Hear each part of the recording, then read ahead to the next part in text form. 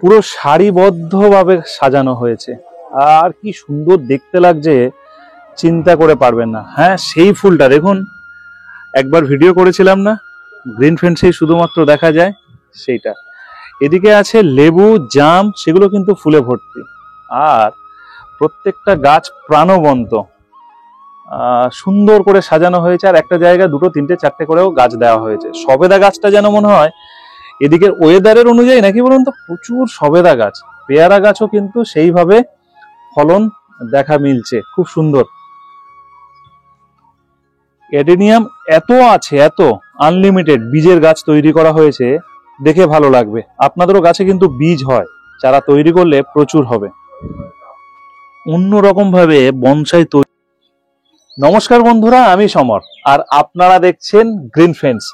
একের পর এক মুর্শিদাবাদের ভিডিও করা চলছে, আর আপনারাও রোজ দুপুরে লক্ষ্য করে আছেন কি নতুন ফের আসতে চলেছে মুর্শিদাবাদ থেকে।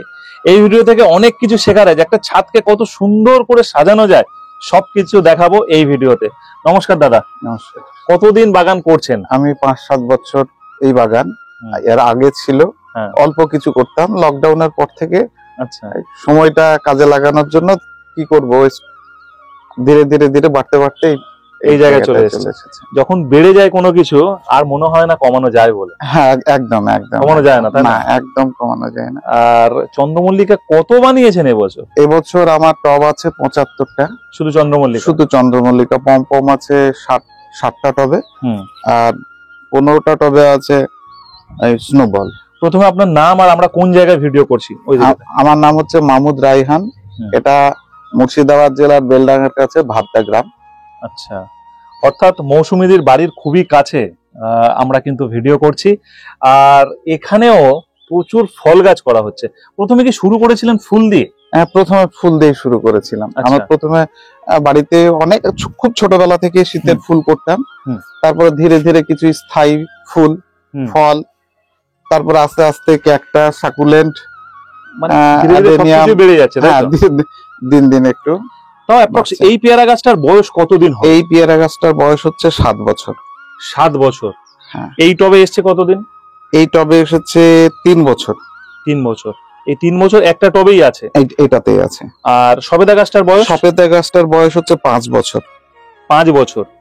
এই টবে এসছে? এটা এসছে 2 বছর আগে। 2 বছর। আমার মনে হয় কি আরেকটু বড় টব চাইছে। আরেকটু বড় টব চাইছে, আমি রাখা আছে দুজনেই। হ্যাঁ হ্যাঁ হ্যাঁ। পেয়ারা গাছের ব্রাঞ্চ হয়ে গেল, ফুল কম আসছে শীত বলে। হ্যাঁ হ্যাঁ হ্যাঁ হ্যাঁ। আবার ওর সিজন অনুযায়ী প্রচুর ফল, তখন প্রচুর ফল হয়। অফ সিজনে হয়, আবার সিজনেও হয়। সিজনে বেশি হয়। সিজনে বেশি হয়। সফেদা প্রচুর হয়, সারা বছরই সফেদাটা প্রচুর। গাছেই পাকে না তুলে? গাছেই পাকে, মানে একদম মানে পাকে না। সফেদাটা হচ্ছে কখন পুষ্ট হয়েছে সেটা অভিজ্ঞতা না থাকলে বোঝা একটু অসুবিধা হয়। পুষ্ট হলে পরে তুলে নিলেই তখন তাড়াতাড়ি পেকে যায়, 2-4 দিনেই পেকে যায়।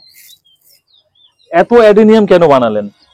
অ্যাডেনিয়াম আসলে খুব কম পরিশ্রমে অ্যাডেনিয়াম তৈরি হয়, আর শীতের ফুল তো অল্প দিনে চলে যায়, অ্যাডেনিয়াম সারা বছর দেয়। আর একই সঙ্গে এর যে ভাস্কর্য আর খুব কম পরিচর্যায় অ্যাডেনিয়াম তৈরি হয়। তা আমি ভেবেছি যে এই যে ওবেসাম যেটা আর কি, অনেক প্রজাতির আছে, আমার ইচ্ছা আছে নিজের চারা থেকে এগুলো তৈরি করেছি। আমি 100 প্রজাতির অ্যাডেনিয়াম মানে এই বানাবো আর কি। 100 প্রজাতির নিজে অ্যাডেনিয়াম বানাবো, এবং হয়তো আগামী দিনে এই চন্দ্রমল্লিকার যে জায়গাগুলো পুরোটাই অ্যাডেনিয়াম আমরা দেখতে পাবো। হ্যাঁ হ্যাঁ, মানে আমার ইচ্ছা আছে বনসাই, অ্যাডেনিয়াম আর শীতের ফুল শুধু চন্দ্রমল্লিকা করবো। বাড়ির লোক সাপোর্ট করে না নিজেকেই করতে হয় সব? আমি বেশিটাই করি, বাড়ির লোকের অবশ্যই সাপোর্ট না হলে পরে তো ছাদ বাগান হয় না। বাইরে গেলে পরে জল দেওয়া, একটু পরিচর্যা তো লাগে, অধিকাংশটাই আমি করি। আচ্ছা, বাড়ির লোকের সাপোর্ট আছে অবশ্যই। আর ধারে একটা করমচা গাছ আমরা দেখতে পাচ্ছি, ওই করমচা গাছে কি আপনার করমচা হয়? হ্যাঁ, করমচা হয়, আচার খাওয়াবো প্রয়োজনে। এখানে করমচা আছে, 2টো আছে, চেরি আছে, একটা অস্ট্রেলিয়ান চেরি, এটা আমার এক বন্ধু দিয়েছে, ওই আপনার পেছন দিকে আছে। হ্যাঁ, এটা চেরি। আর ওখানে আছে একটা ভিয়েনার চেরি। ভিয়েনার চেরি, অস্ট্রেলিয়ান চেরি, হ্যাঁ, 2টো আছে। আচ্ছা, এগুলো ফলে? এগুলো ফলে।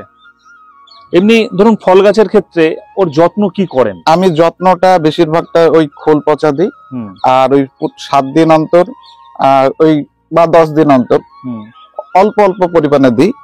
আর এই ফাঙ্গাস যাতে না লাগে ওই জন্য সাপটা ব্যবহার করি।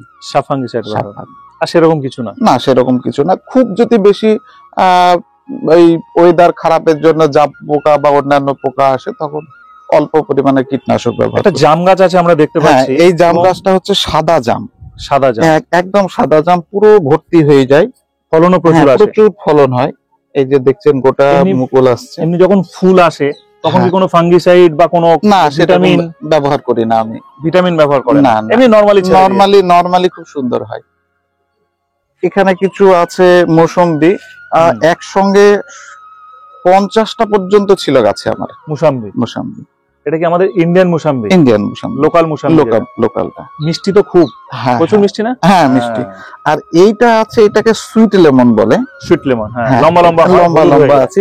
এই দেখেন আছে, খোসা মিষ্টি, খোসা মিষ্টি। আর খাওয়ার থেকে দেখতে বেশি ভালো লাগে, খুব সুন্দর লাগে, গোটা গাছ ভরে যায়।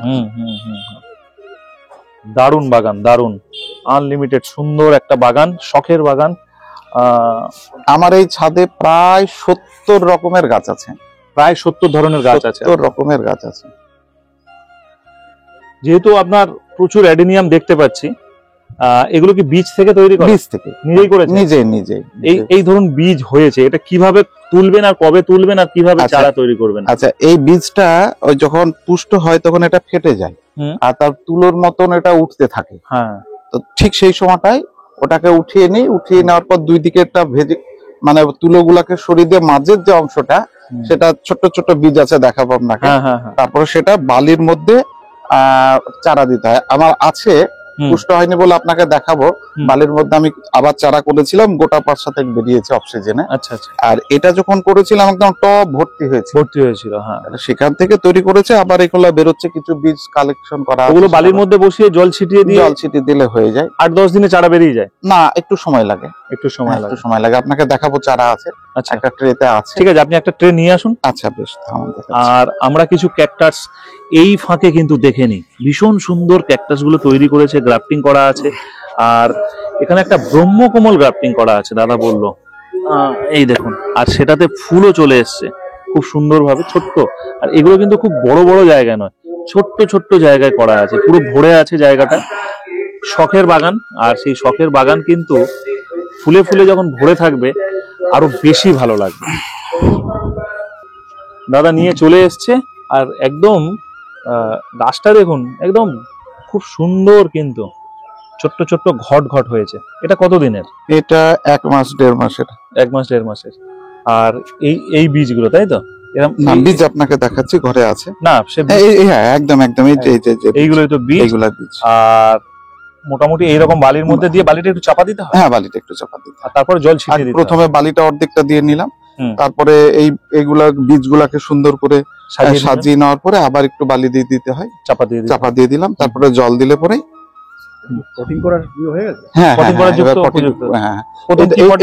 এটাকে নিয়ে আমি কাপে দিয়ে 80 ml যে কাপগুলো আছে কাগজের, সেখানে দেওয়ার পরে সেখান থেকে একটু গ্লাসে দিই বড়।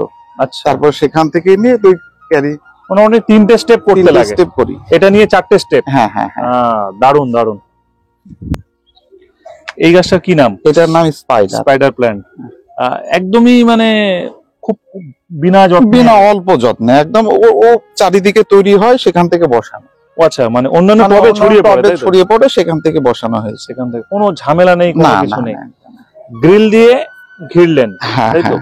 এটাতে কোনো সুবিধা অসুবিধা কিছু? সুবিধা বলতে এই পাশে থাকলে পরে বাতাসে ঝড়ে পড়ে যেতে পারে, এত আমার জায়গা নেই, ফলে এটার উপরে রেখেছি। ভবিষ্যতে আবার ইচ্ছা আছে যে আর একটা গ্যালারির মতন করে নেওয়ার, চারিদিকটাই, বিশেষ করে এই সাইড গ্যালারি করে নিলে পরে। এই আমার মতে বলে, ধরুন অনেক টব তো একটু উপর দিকটা চওড়া থাকে, সেটা এখানে ঢোকে না। না, আপনি যদি এটা একটু হেলিয়ে করেন, মানে এইভাবে, হ্যাঁ ঠিক দাদা যেভাবে একবার দেখান, হ্যাঁ এইভাবে। মানে এটা ভুল হয়েছে প্রথমে, হ্যাঁ সোজা করে ভুল হয়েছে, সোজা করে ভুল হয়েছে। এইভাবে একটু ভিড় মতো থাকবে, করলে সবার সুবিধা হবে। যারা করছেন এটা করুন, মানে নিঃসন্দেহে করুন। আর বাড়ির চারিদিকটা এত ভালো লাগছে দূর থেকে, মানে চিন্তা করে পারবেন না। আগে হয়তো ছাদে উঠে বাগান দেখা যেত না, এখন বাড়ির আশপাশে বা 2-4টে বাগান দেখা যায়। হ্যাঁ হ্যাঁ, আমার এখান থেকে কালেকশন করে পাশে দেখুন এই ছাদে বাগান করেছে। পাশের ছাদে নিচে দেখুন ভাইদের আছে শুদ্ধ, নিচেও কিন্তু একটা বাগান হয়েছে খুব সুন্দর। আমি দাদাকে আরেকটা জিনিস দেখাতে বলবো, ও ওখানে লেবুও হয়ে আছে, লেবু গোলাপ সব আছে। এই গাছটা একটু বার করুন, ভীষণ সুন্দর একটা গাছ আপনি তৈরি করেছেন। হ্যাঁ দাদা, হাতেই ধরুন আর একটু কষ্ট হোক। আর গাছটা বনসাই রূপ দিয়ে, বনসাইয়ের চেষ্টা চলছে, বাধা আছে এখনো, নিজেই করছেন। আর ফুলও হয়, তাই ফুল প্রচুর ফুল হয়, মানে একটা ফুলেরও স্বাদ আপনার মিটলো, বনসাইয়ের স্বাদ। এটা হচ্ছে কামিনী ফুল, তবে কামিনীর বড় পাতাটা নয়, মিডিয়াম পাতাটা। এরপরেও আরো আছে, কিন্তু এটা মিডিয়াম পাতা। ঠিক আছে, রেখে দিন দাদা। ভীষণ সুন্দর, ভীষণ সুন্দর। এটা একটা আছে চায়না রঙ্গন। ওটা একটু হাতে নিলে বেশি সুন্দর দেখানো যাবে। হ্যাঁ, চায়না রঙ্গন কত সুন্দর তৈরি করেছে দেখুন। আর আমার দিকে একটু তাকান, দারুণ তৈরি করেছে, দারুণ। আর একটা গাছ দেখাই, এখানে কিছু গাছ দাদা বনসাই রূপ দিচ্ছেন। তার মধ্যে এইগুলো কি ব্যাপার আছে একটু বলুন তো আমাকে। হ্যাঁ, ওইটা নিন। এইগুলো কি ব্যাপার আছে, এইগুলো কি আছে?